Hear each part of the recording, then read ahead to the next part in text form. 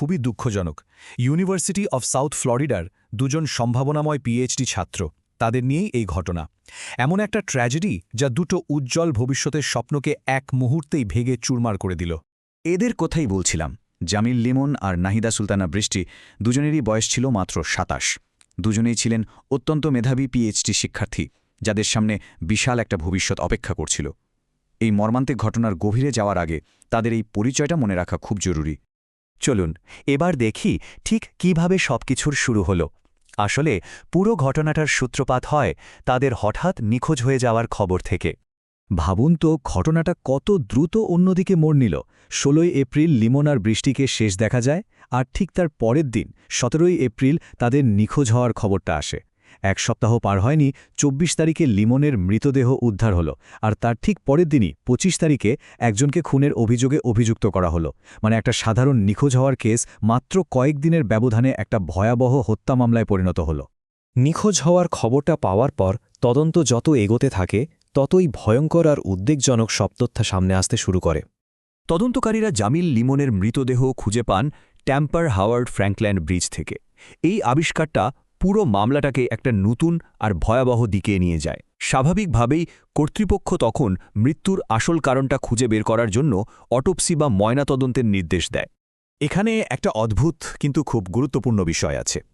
যখন সন্দেহভাজনের বিরুদ্ধে খুনের অভিযোগ আনা হচ্ছিল, তখনও কিন্তু নাহিদা সুলতানা বৃষ্টির মৃতদেহ উদ্ধার করা যায়নি। কিন্তু তদন্তকারীদের হাতে এতটাই শক্ত প্রমাণ ছিল যে তারা বৃষ্টির হত্যার জন্য খুনের অভিযোগ আনতে পেরেছিলেন। এটা থেকে বোঝা যায় তাদের হাতে কতটা জোরালো তথ্য প্রমাণ ছিল।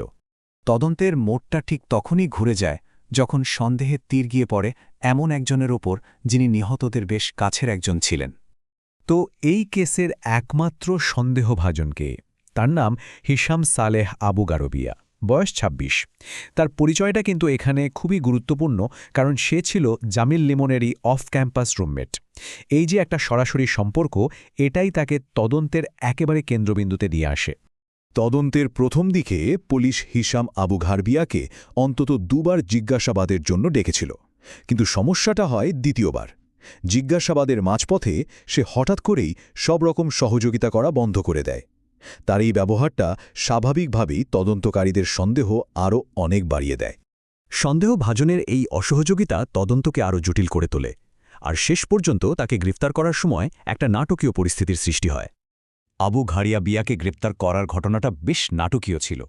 পুলিশ তার পারিবারিক বাড়িতে গিয়েছিল অন্য একটা পারিবারিক হিংসার খবর পেয়ে, কিন্তু সেখানে গিয়ে তারা যখন তাকে ধরতে যায়, সে কিছুতেই সারেন্ডার করতে রাজি হয়নি, বরং নিজেকে বাড়ির ভেতরে আটকে ফেলে।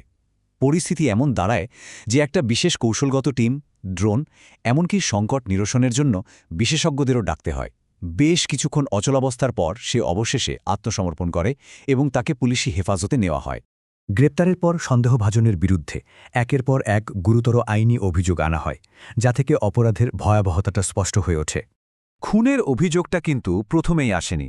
এর আগে আবু গারবিয়ার বিরুদ্ধে আরও বেশ কিছু অভিযোগ আনা হয়েছিল, যেমন অবৈধভাবে মৃতদেহ সরানো, মৃত্যুর খবর পুলিশকে না জানানো, প্রমাণ নষ্ট করার চেষ্টা, কাউকে জোর করে আটকে রাখা, এমনকি মারধরের অভিযোগও ছিল।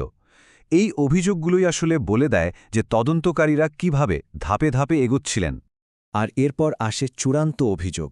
জামিল লিমন এবং নাহিদা সুলতানা বৃষ্টির মৃত্যুর জন্য তার বিরুদ্ধে দুটি ফার্স্ট ডিগ্রি প্রি-মেডিটেটেড মার্ডার অর্থাৎ পূর্ব পরিকল্পিত খুনের অভিযোগ আনা হয়।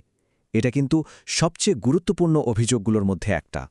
এই ঘটনাটা স্থানীয় কমিউনিটিকে কতটা নাড়িয়ে দিয়েছিল তা শেরিফ চ্যাট ক্রনিস্টারের কথাতেই স্পষ্ট। তিনি বলেছিলেন, এই ঘটনাটি গভীরভাবে বিরক্তিকর, এটি আমাদের সমাজকে একেবারে নাড়িয়ে দিয়েছে। তার এই একটা কথাই বুঝিয়ে দেয় এই অপরাধের প্রভাব কতটা গভীর ছিল।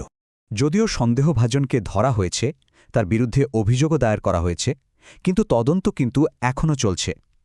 কর্তৃপক্ষ পরিষ্কার জানিয়েছেন যে গোয়েন্দারা এখনও চেষ্টা করছেন ঘটনার পুরো চিত্র ট্যাগ করার, মানে ঠিক কী ঘটেছিল, কখন ঘটেছিল আর কিভাবে ঘটেছিল, সেই সবকিছুর একটা পূর্ণাঙ্গ চিত্র। তাহলে মূল কথা হলো, যদিও একজন সন্দেহভাজন কাঠগোড়ায় অনেক জরুরি প্রশ্নের উত্তর এখনও আমাদের অজানা। তদন্ত যেহেতু এখনও চলছে, আমাদের মনে একটাই প্রশ্ন ঘটছে, কেন এই ভয়াবহ ট্র্যাজেডিটা ঘটল? এর পেছনের আসল কারণটা খুঁজে বের করতে আর কি তথ্যের প্রয়োজন হবে? হয়তো এই উত্তরগুলো পেতে আমাদের আরও অনেক দিন অপেক্ষা করতে হবে।